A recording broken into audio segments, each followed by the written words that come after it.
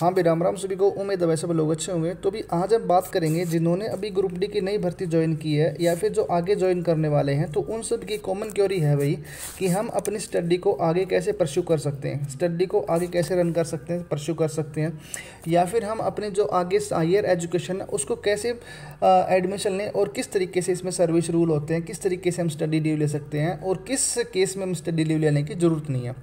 तो ये वीडियो केवल ग्रुप डी वालों के लिए नहीं, उन सब बच्चों के लिए बहुत ज़रूरी है जो जॉब के साथ साथ अपनी एजुकेशन को पूरा करना चाहते हैं, अपनी हायर एजुकेशन को पूरा करना चाहते हैं।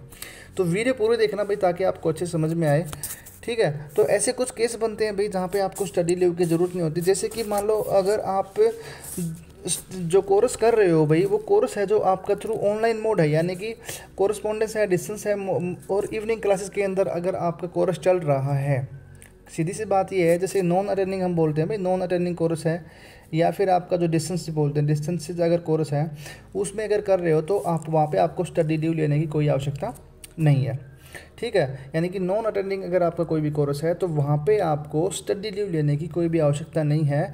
परंतु वहाँ पे आपको जो एडमिशन लेने से पहले जो डिपार्टमेंट है, हेड ऑफ डिपार्टमेंट है, वहाँ पे आपको बताना होता है कि मैं ऐसे ऐसे कोर्स कर रहा हूँ और जैसे मेरे एग्ज़ाम होंगे तो आप वहाँ पे कैजुअल लीव लेके आप अपना एग्ज़ाम दे सकते हो।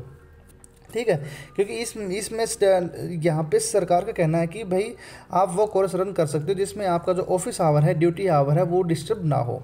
पहला केस है ये भाई। ठीक है, उसके बाद जो नेक्स्ट केस है भाई, नेक्स्ट केस ऐसा केस है जैसे मान लो अगर किसी बच्चे को रेगुलर मोड में स्टडी करनी है भाई अपना, जैसे मान लो बीटेक है या फिर और कोई कोर्स करना है जो आपका रेगुलर मोड ही हो, तो रेगुलर मोड में कोर्स करना है तो उसके लिए भी आपको क्या करना है, उसके लिए आपको जो 3 साल का इंतजार करना पड़ेगा भाई। जो से आपका प्रोबेशन पीरियड पूरा होता है, प्रोबेशन पीरियड पूरा होगा, प्रोबेशन पीरियड पूरा होने के बाद आप जो अपनी स्टडी लीव के लिए आप है ना जो एप्लीकेशन दायर कर सकते हो, यानी कि आप अपनी स्टडी लीव अप्लाई कर सकते हो।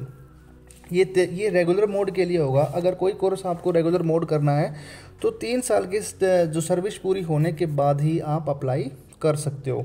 एक केस है ये, अगर आपको रेगुलर मोड करना है तो।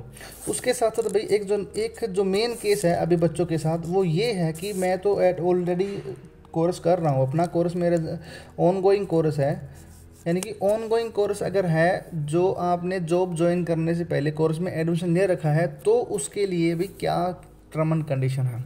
उसके लिए ये रहेगा भाई, या तो आप अपना जो कोर्स है भाई वो इसमें सरकार या फिर अपने डिपार्टमेंट में आप अप्लाई करके, अपना एप्लीकेशन अप्लाई करके आप उनसे 6 मंथ का ही जो है वो आपको टाइम मिलेगा अपना कोर्स करने का। यानी कि जैसे अगर कोई इंसान अपना जो ग्रेजुएशन फाइनल ईयर अगर कर रहा है ना भाई, फाइनल ईयर कर रहा है तो उसके लिए प्रॉफिटेबल है। अदरवाइज़ आपको क्या करना पड़ेगा, यानी कि फर्स्ट ईयर, सेकेंड ईयर और किसी ईयर के अंदर अगर आप हो तो भी आपको उसको बीच में ड्रॉप करना होगा, अगर आपको अपनी नौकरी पूरी करनी है तो, अगर आपको नौकरी में ज्वाइन करना है तो। यानी कहने का मतलब सीधे बात या तो आपको भाई कोर्स छोड़ना पड़ेगा या आपको जॉब छोड़नी पड़ेगी, एक चीज़ छोड़नी पड़ेगी।